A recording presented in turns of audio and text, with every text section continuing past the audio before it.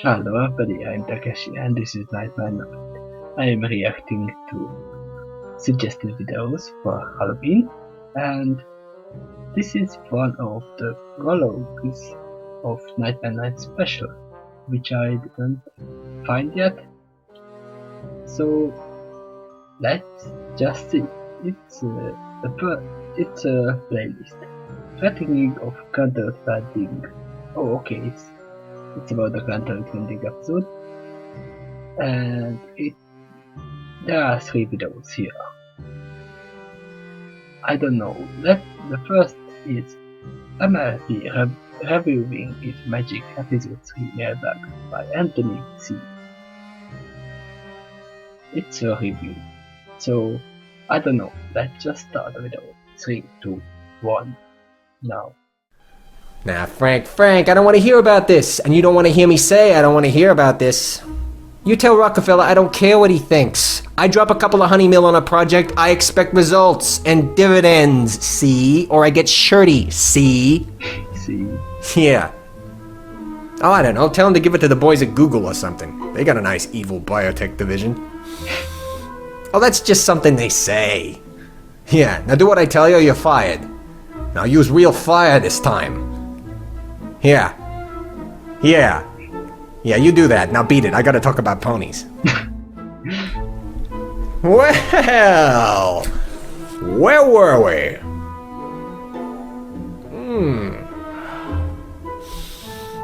Oh yeah, mailbag.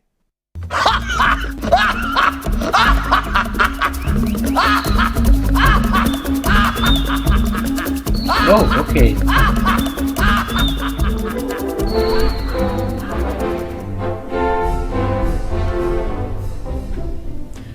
Well, let's get on with it, shall we? Yellow Fox Productions writes, Let's talk about the little girl show. Bronies.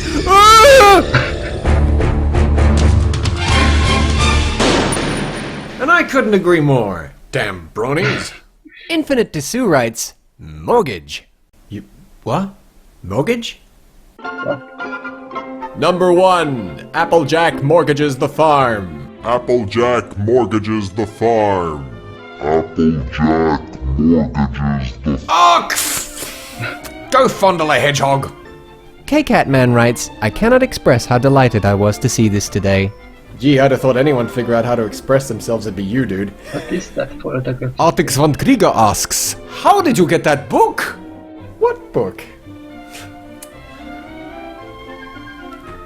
Ugh. So, what did you think of the Season 2 finale?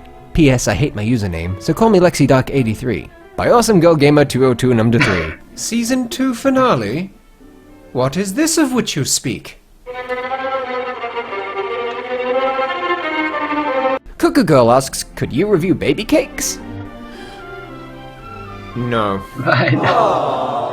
Oh, right. Baby Cakes is an episode where Pinkie Pie learns the cost of responsibility. For when she volunteers to watch Mr. and Mrs. Cakes bouncing brand newborn baby twins, Pinkie Pie'll learn that babysitting magical infants is a lot tougher than she ever thought it could be. Yes. Derp-de-derp-de-doo.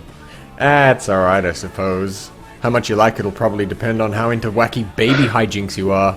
I wiped your ass our entire childhood. Now it's your turn, No, buddy. Well, you're the one that has to wizard to make you young again. I didn't mean this young! That's not really why I watched the show, but it's alright. 5 out of 10? Ah, maybe I'm being mean. I mean, after all, this episode does have a really sweet ending.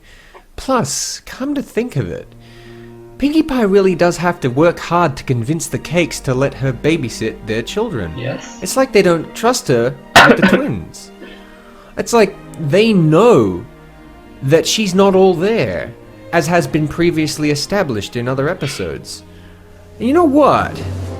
Just for touching on my precious continuity, I'm going to award this episode a +1 modifier for a really ripping score of... The episode that pissed me off more than any other episode in the series has to be the Baby Cakes episode. Know the Cutie Mark Crusaders? How Sweetie Belle can't use her magic and Scootaloo can't fly yet? We don't see any other fillies that age able to fly or use magic, and yet the baby Cakes, with a completely impossible explanation of how they were unicorn and Pegasus twins coming from two Earth pony parents, managed advanced magic on flight at the age of 1 month?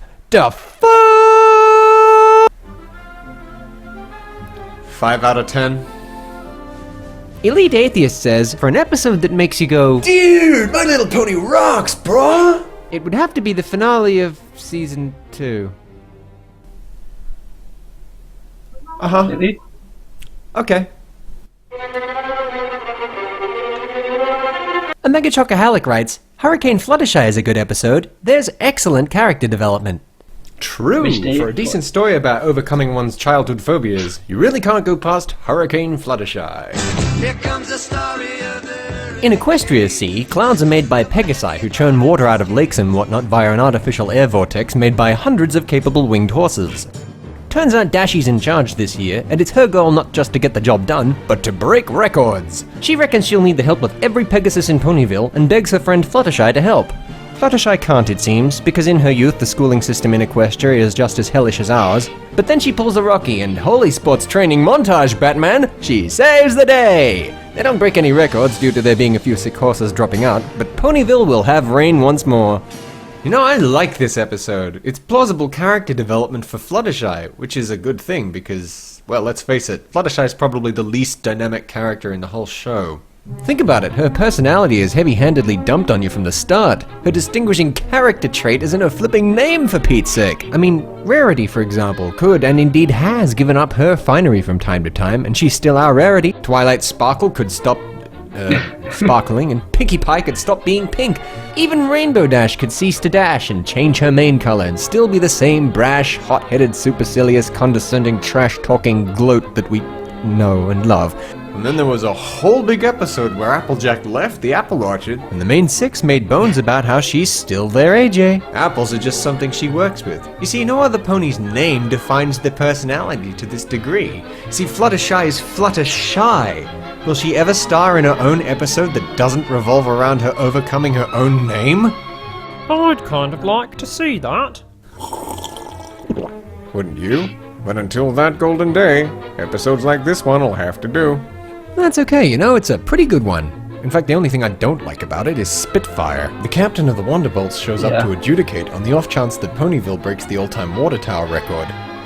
But when several Pegasi turn up sick, far from setting any new benchmarks, it now looks as though they mightn't make it at all. Even with every other flying horse going full pelt, they just don't have the power!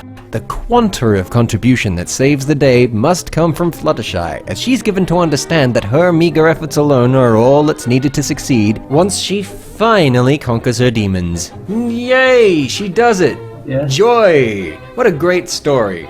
Except for Spitfire's just standing there the whole time. What? So Fluttershy's minute muscles are all it takes it to makes it, but yet possibly the strongest flying horse in Ye Fair Land can't be bothered? You ponies do want to get the job done, yeah? And don't give me that she recused herself or something. She doesn't know Fluttershy, and the contest is off. She should be in the vortex helping. Yes. And then Fluttershy's contribution should be needed to save the day. Otherwise, as it stands now, it could have been done without Fluttershy the whole time. Spitfire's lack of intervention undermines the resolution to Fluttershy's story arc. Oh, no, it's good. That's great, yeah. It's a mistake! It has to be! I'm just gonna pretend this Spitfire person doesn't exist.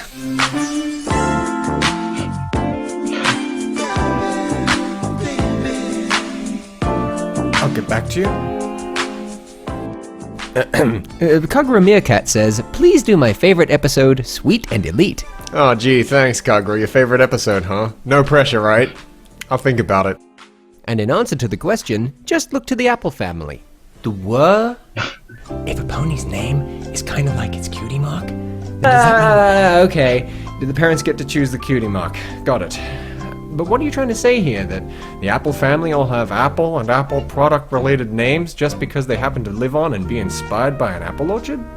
And that precipitates the homologous development of so-themed cutie marks. That perhaps somehow the great miasma of job opportunity influences influence itself? Well, that makes a general kind of sense, I suppose. But it mostly just makes me curious as to what some ponies do for a living. I'm not sure I want to know what Snail's parents are into.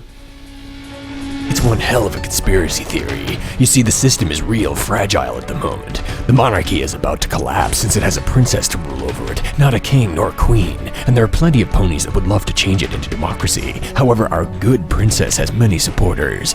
They use specially refined fairy dust to enable a parent to choose the cutie mark, it becoming similar to the name. Then they put some drugs in the drinking water to dull the senses. Thus the name becomes relatively what they see/do and such. And so no pony is born with a name like Rick Democracy, and the monarchy is preserved. Of course! You've Rick Democracy? I'd kind of like to see that. Sweet! Now, I have received a lot of mail on this. Everything from the sublime and practical to the mystical and batty-botty bananas. And there's no consensus. But never fear, my dear bronies and affiliates. I'm here to help. After wading ego-deep into the internet's bloated opinion hole, I have returned with a verdict. The best possible explanations can be boiled down to two. One, the official statement from Hasbro. We at Hasbro very much wish to thank all our fans for their overwhelming interest and ongoing support for our shows. In answer to the question, we don't know. Nor do we really care. We just wanted to create a charming show for children that their parents could watch with them without wanting to stab themselves in the eye with a remote. But you people had to go and get all obsessive and weird about it. Now we don't know what to do. I mean, honestly, now we've got to please all these adult man children with their nitpicky expectations and fetishes. It's enough to drive a person bombers. And the far more palatable Fanon explanation. In Equestria, your parents choose your name. Then you grow up to find your calling, which earns you a cutie mark. If it sounds fly, you can change your name to the cutie mark. If not, you can keep your old name. Okay. Just like Madame Balloon Bum here. Vinny. Viddy. Vitchy.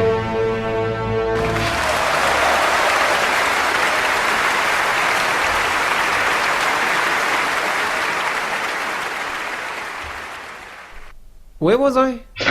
Oh yeah, Anthony, you know what I'm gonna say, right? A Canterlot Wedding! Review it! I should probably give you a bad episode too. Any of the CMC episodes? By Demon Pig Reviews. Let me get this straight. You want me to review A Canterlot Wedding and a bad episode? Right. Oh, Old Scorchy writes, Yes, can I help you? I need a lock of your hair. Shadowbow464 writes, I'm a bit unsure of the quality of the season finale. Really, do tell. Psycho Bunny says, awesome TMNT poster in the background. Thanks. Yep. Michael Bay! The knave from the grave, the goon from the tomb, the jagger of stagger, the rotting zombie! Asks, so is it worthwhile to watch this series? What, a show about an obsessive-compulsive bookworm and her eccentric friends living in a beautiful Tolkien-esque uber-religious femtocracy? Nah. What the, says a guy commenting, I looked up femtocracy on the dictionary website and there are no results. Is that an actual word? No. Otherwise, I'd have to guess. Is it a form of government where a female acts as an absolute monarchy over the whole country and rules over it? Yep. Lazy to Threevil asks, how is it religious? Good question. Look closely and you'll easily spot a few subtle overtones to faith-based themes throughout the series. Dear Princess Celestia, I am happy to report that I now realize there are wonderful things in this world you just can't explain, but that doesn't necessarily make them any less true. It just means you have to choose to believe in them, and sometimes it takes a friend to show you the way. This episode. Subtle. But the heart of all things truly religious in Equestria beats proudly within the ruler of heaven, or the monarch celestial. Princess Celestia is god of ponies. I mean, think about it. She's the immortal, wise, ancient, yet ever young, merciful, and glorious creator of powers who sets the sun and the moon in the sky. Add to that every time you hear someone substitute her name for the word God in common parlance. Wait for me!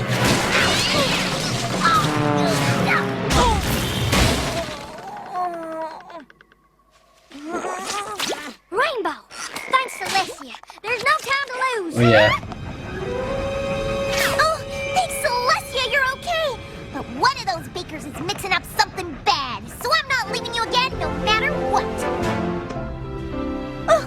Pretty Belle, my one and only sister, what have I done? Woe is me! No, I must get her back. I must! Celestia is my witness. I shall never be sisterless again. The incredible iron will turns doormats into dynamos. Assertiveness seminar today, Hedge Maze Center. As Celestia is my witness, I'm never gonna be a pushover again! I didn't even know. You okay, Rainbow Dash? Anything I can do to help? I know. No, nothing! In the name of Celestia, just sit there and do nothing. In fact, I think Twilight's the only one who hasn't blasphemed her name yet, which makes sense. No reason to disrespect Princess Celestia that way. What with her proclivity for great power and loyalty to the princess, she's definitely the Saint Michael of the group. Hey, I'm not digging this out of my ear, you know. I did do some research. Shoddy, spurious research maybe, but still. I do get how some people aren't in love with this perspective and prefer to think of Celestia as something else, like a powerful wizard of the Dumbledore variety. Or I heard one really good argument wherein she's like a lesser god of a Greek pantheon. Which makes sense considering her kingdom's full of Pegasi, and, you know, that. But I suppose I prefer a monotheistic bent because, well, I guess I'm biased. But you see, this is precisely why an executive god like this is more interesting to me than any other god in either fact or fiction. Why? Because when you write a character with cosmic authority, not only everything they do, but also everything they allow to happen becomes immediately circumspect. Dude, what? When you put God in your story, it's all her way or the highway, eh? And how do you write that without it hurting the believability of the drama? Haha! Tricky, tricky. Sort of like how the best Q episodes of Star Trek are always the ones where he's in complete control. Yeah, look at him sitting there like the king of the universe. And all of the sad mulings of the pathetic mortals beneath him make him go like, Oh, please. like a total boss. He became indirectly responsible for getting people killed. And yet Q isn't a total antagonist. In fact, it's later revealed that Q is actually a champion of humanity, who actually ends up helping save the Federation from itself, and even ends up shepherding Picard to a higher state of maturity. So how do they juggle these two totally conflicting character traits? Ingenious writing! On the flip side, all the episodes where Q doesn't rule out loud are the ones we all like to kind of forget about.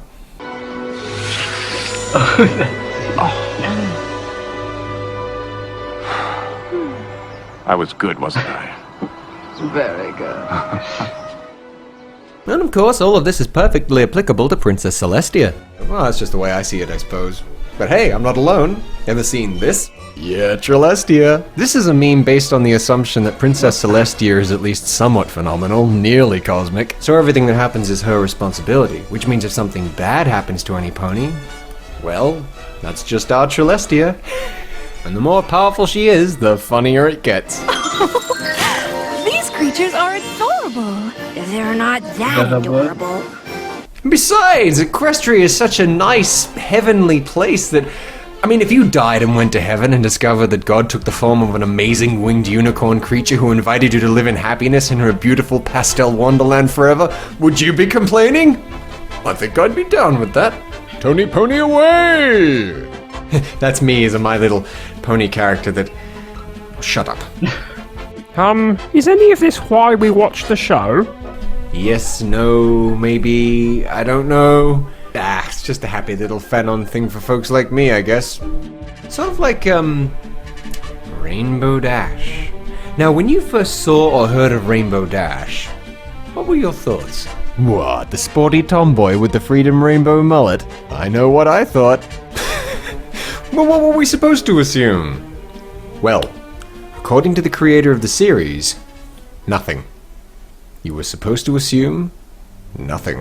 In fact, Lauren Faust would go on to say that she thinks it's extremely unfair that people automatically assume Rainbow Dash is gay based solely on the way she looks. Does that mean she's not the gay one? The rainbow colors. Absolutely not. See, no matter what Miss Faust says, the writers of the show know that there's a huge chunk of the fan base who are holding a little candle for Rainbow Dash's possible alternative lifestyle. Maybe because they think it's an entertaining character dynamic, or perhaps because they get some kind of counterculture kick out of it being so wrong for a kids show. Or perhaps because out of this show filled with so many well-defined characters, they draw the most inspiration from the young filly who is more than happy just to be herself, precisely because she's different. You stay gay, pony girl.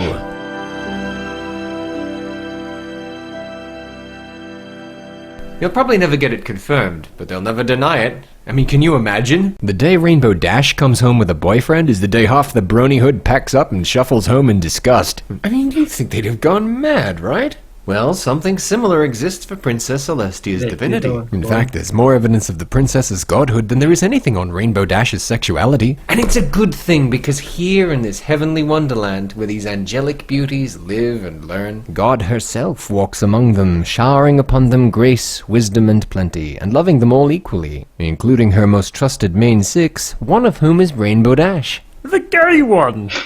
God loves the gay one. Damn. Gets you from the left, gets you from the right, carefully gathers up everything you thought you knew about the world and smothers it in love. Damn. That's just my opinion. And you know what, I'm cool with it if it's never confirmed. But just like Rainbow Dash, just so long as they don't do anything to break it by somehow denying that Princess Celestia is...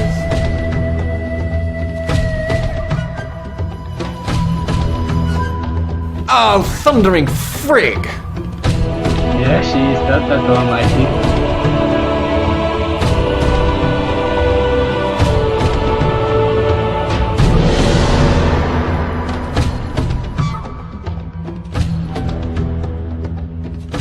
Is it over?